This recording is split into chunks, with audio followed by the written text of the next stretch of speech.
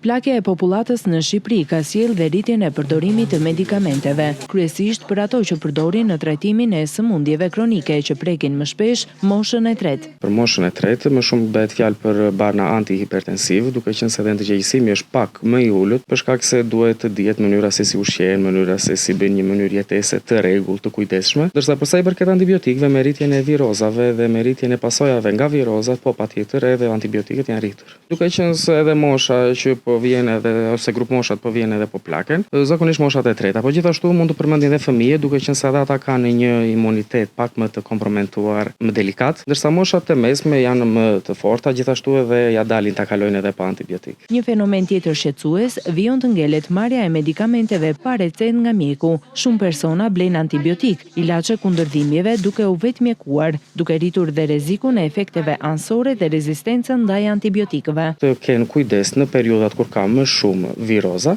dhe dyta është gjithmonë në rast se vendosin të përdorin ose të marrin iniciativa me mendjen e tyre, duhet gjithmonë të këshillohen me mjekun dhe asnjëherë me mendjen e tyre. Në momentin që ne i sugjerojmë për të shkuar në mjeku, atëherë patjetër duhet të bëjnë sepse gjithmonë është për të mirën e tyre. Përdorimi i gabuar i barnave mund të shkaktojë probleme të rënda si dëmtim të veshkave, probleme kardiovaskulare ose varësi. Gjithashtu, shpenzimet e panevojshme për ilaçe rrisin barën financiare për familjet dhe sistemin publik shëndetësor.